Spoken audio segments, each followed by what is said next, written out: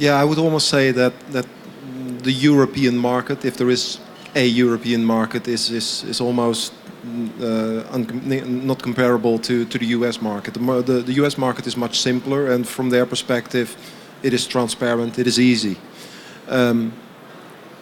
It takes a lot of effort for American investors to really start understanding the different European markets and the opportunities and risks there are. And that is not only on the transaction side, but also the operating models and the way property and asset management is being done. Our clients, our American clients that become active in Europe, whether directly or working with service providers, usually go through a little bit of a reality check of finding out that it's not as easy as it is in the US, and it's certainly different. The first thing is we're a bit atypical. Well, not atypical, but we're doing basically all the chain of values from core to value add, even a little bit of opportunistic we're trying to launch. So in terms of asset management, it's very different. So either you basically have to maintain the pressure on a tenant in a well-located, well-leased building, and on the other side you have to follow development and then to lease it. So technical on lease risk. So we're doing a little bit of the same. The thing is, what I can see is, yes, there's a lot of pressure. Potentially some people are buying some piece of real estate pretty expensive according to 10-year average values. But the thing is, it's still pretty sane. So you don't have like overheated financing like more than 85 or 90% that some people used to do back in 2007.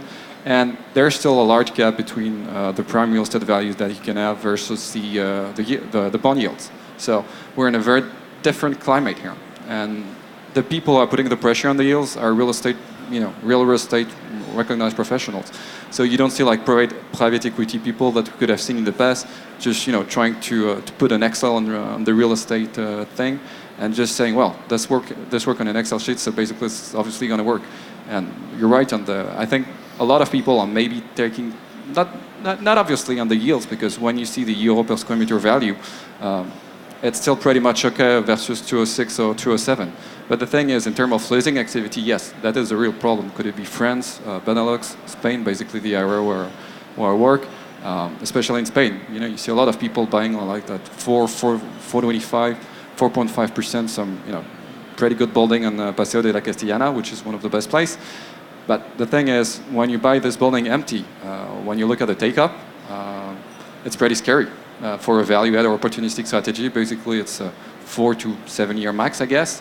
When you see the take-up, do the works, then absorb like 50% of the take-up just for one building. Yeah, I think the real problem we're facing is, well, the low economical environment, and at the end, we are beginning to lack of good real estate product, because we can do some brand new shiny buildings. We have the money for this, but the main component of a good piece of real estate is obviously the tenant. In France, we say, how do you say cash flow? We say tenant. So no tenant, no cash flow, no building, nothing. So I think the next challenge we're going to face is how to attract tenant.